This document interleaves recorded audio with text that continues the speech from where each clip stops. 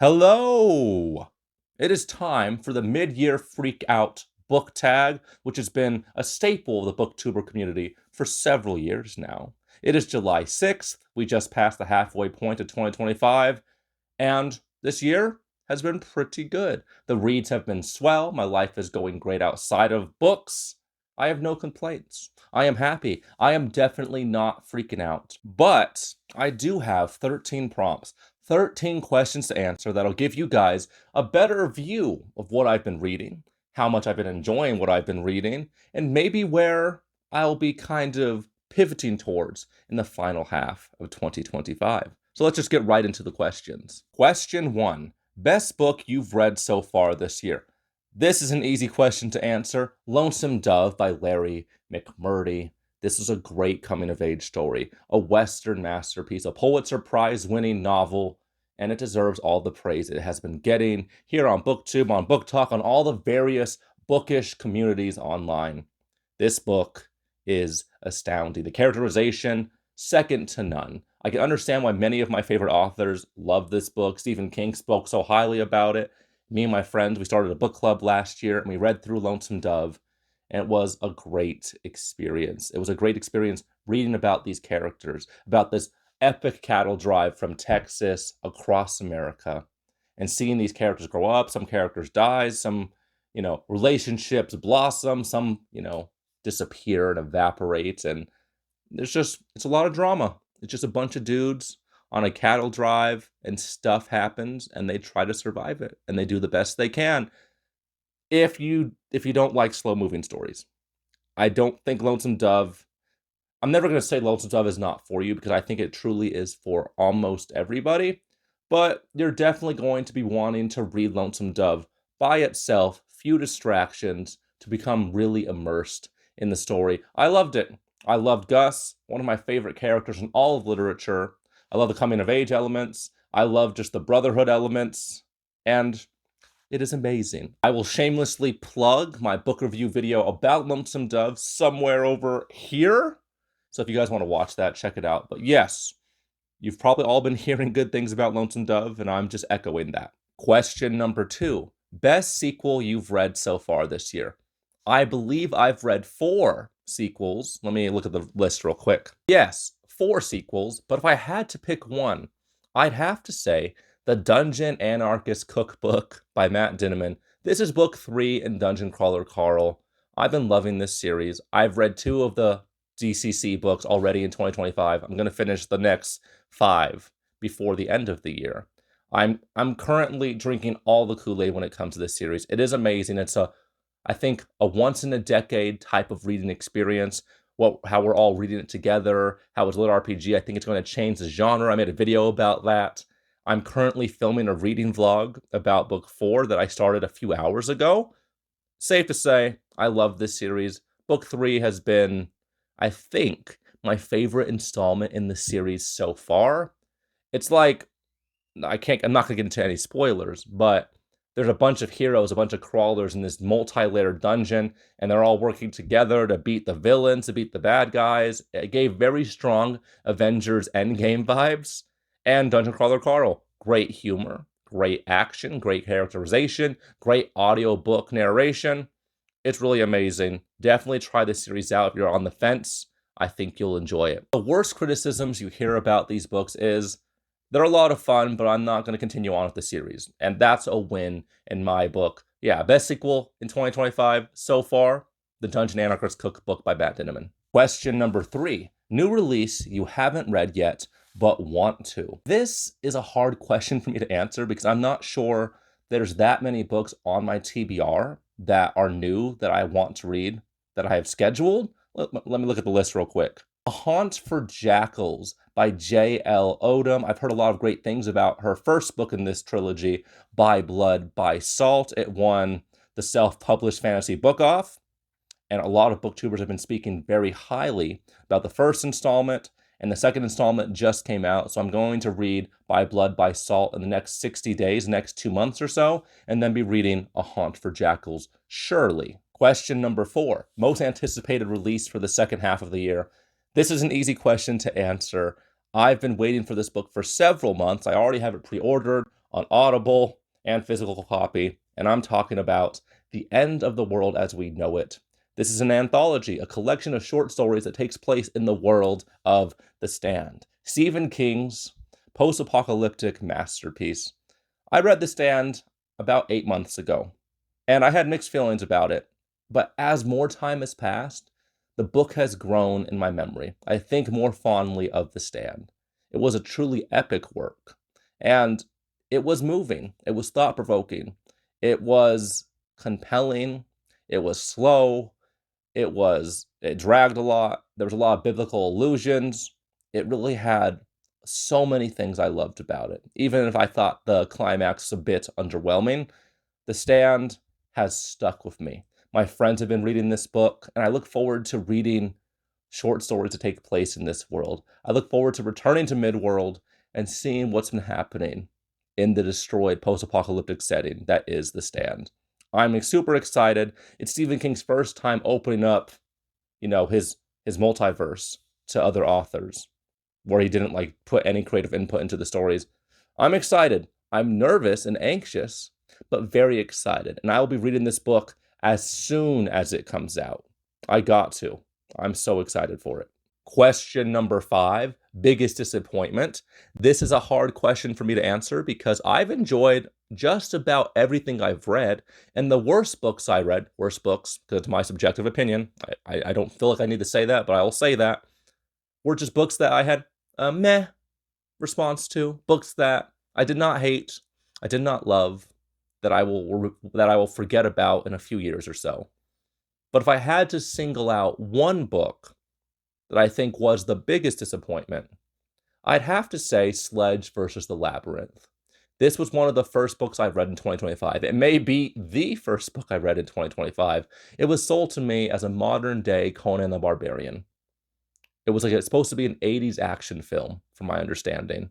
And it had that aesthetic. We had an overpowered protagonist with all the plot armor. He did stupid macho things. He beat up bad guys with a sledgehammer and his bare fist. And he was just so tough and gritty and cool. Kind of stupid. Women loved him. The book starts off of him coming to the rescue of a former fling. And, 80s action hero stuff commences. He fights this underground syndicate known as the Labyrinth. And there's some cool action scenes. There's some funny one-liners. All the 80s things that you would check off to make an 80s action flick. But I had several complaints. Or not complaints, things that didn't exactly do it for me. First off, one thing I found very silly, this is not a negative, this is just very subjective to me. The glorification of how tough and bad A basketball players are was so comical to me. Like the author, he played professional basketball, and I'm not hating. But when I think of basketball players, I do not think gritty. I do not think incredibly macho compared to other professional athletes. I do not think tough. And maybe that's just from my background as a professional mixed martial artist, but I don't think any of those things when I think of basketball players in general. I'm not saying that some of them aren't tough, but there are very hard contact sports out there where I would definitely characterize those athletes as tough. So that was a funny thing. But the main thing that really bugged me was, besides the plot armor, but it's an 80s action aesthetic, so there's going to be plot armor. Our characters would make stupid decisions, and he's not going to be punished for them. But there were some black characters in this book. And I'm not going to say this, I'm trying to say this in a way that not accusatory. There were some black characters in this book that were such bad caricatures of Black Americans. I wouldn't say that they were offensive, but they weren't well fleshed out. And it surprised me because of the author's background as a professional basketball player, that he wrote black characters into his book, and he made them caricatures. And I'm like, you should have had some of your black friends read this book and tell you, hey, does this seem natural? Does this seem uncomfortable or awkward?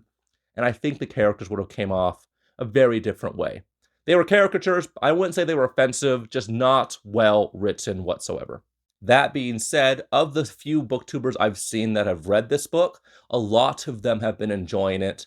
But I noticed that none of them were mixed race like me, so maybe that's going to negatively like tint the way I approach this book. But yeah, a lot of people love it. I'm in the minority. I must admit that. Question 6. Biggest surprise. I'm going to go with From Hell by Alan Moore. It's a graphic novel about Jack the Ripper. And we follow Jack the Ripper as he goes on this rampage. We follow the point of view of his victims. It's very compelling stuff. Lots of conspiracies and Freemasonry, secret societies, secretive feuds. Lots of weird occult stuff. Lots of architecture and history about the city of London and how religion and philosophy has shaped the city. Very compelling stuff. Very dense. I enjoyed myself a lot reading this. But because of how dense it was, I'm not sure I will be rereading it anytime soon. Why was this book so surprising? This graphic novel, why was it so surprising?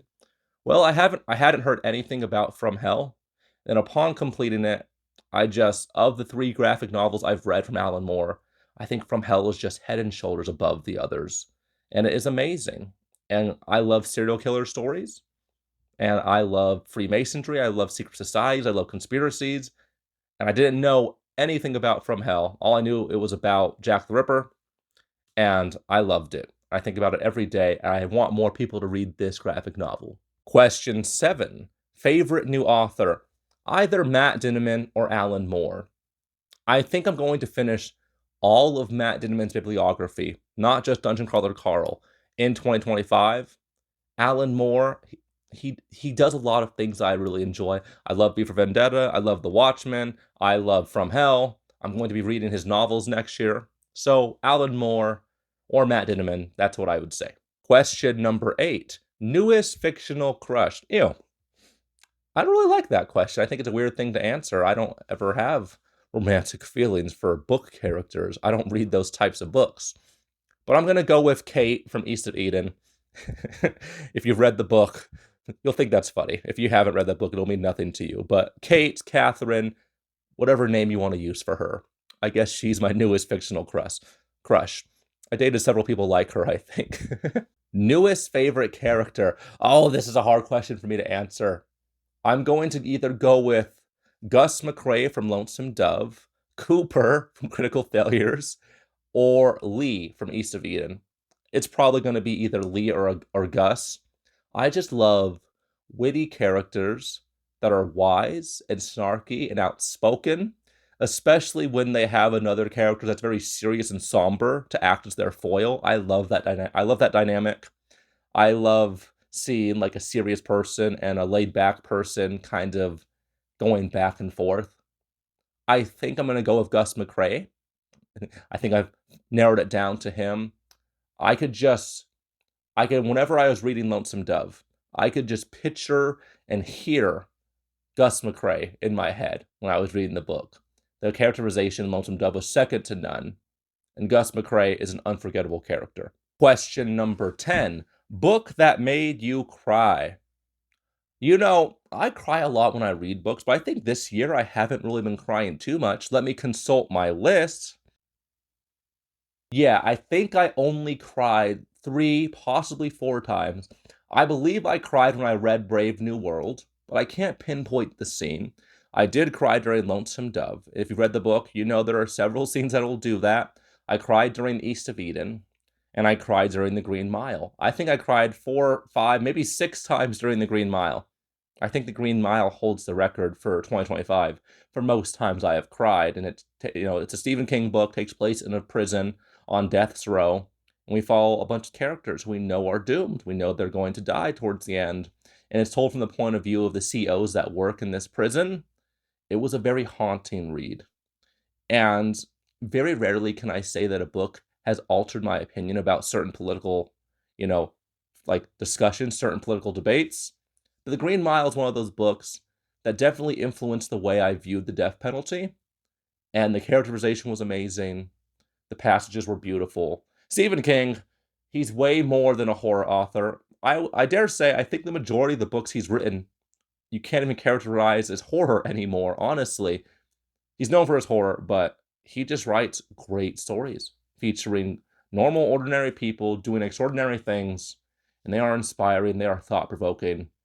And Stephen King's my favorite author for a reason. Oh, I also cried during The Flowers of Evil by Shuzo Oshimi, an amazing manga. Question number 11. Book that made you happy. All the books I read make me happy in some way, but books that made me laugh, made me excited, made me feel really good. Books 2 and 3 of Dungeon Crawler Carl, I was very happy reading those. Critical Failures book 4, I loved that one. What are some other books that made me happy? The Face in the Frost, that was a good one, underrated. And a lot of them make me happy. But I think I love funny books, so I'm going to say Critical Failures book 4, Tales from the Gas Station book 4, Dungeon Crawler Carl. I love to laugh. Funny books make me happy. If you have any funny book recommendations, leave them in the comments below because I love to laugh. I love to cry when I read books. But laughing, I think I like to laugh a little bit more often than I like to cry. Most beautiful book I've bought this year or received. You know, I don't really buy any books, and if I do buy books, they're not the pretty versions. So I don't know how to answer this question, but I did receive a nice box set of First Law for my birthday. You'll see that on a book haul video I have coming out in the next 2 weeks. So I think box sets are, aesthetically pleasing. And finally, question 13. What books do you need to read by the end of the year?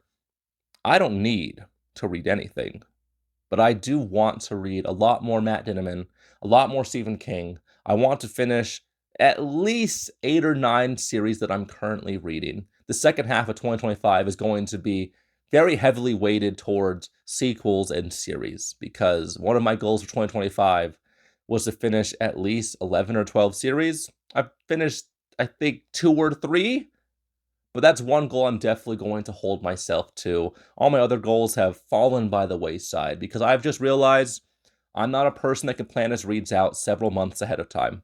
I'm a mood reader. I could plan out like 2 to 3 months at most, but ahead of that, who knows? I have no idea what I'll be reading in quarter 4. I have some vague ideas, some vague direction about how I'm going to be going in quarter 3. But I know I'm going to be reading some great books. I know that I have a read along with Jimmy Nuts from the Fantasy Network. We're going to be reading Shards of Earth, the first installment in the Final Architecture series by Adrian Tchaikovsky, and that's going to be good fun. I look forward to seeing what the stories have in store for me. I look forward to filming a lot more videos for you guys, and I'm optimistic, and I'm excited, and I'm definitely not freaking out about the rest of 2025.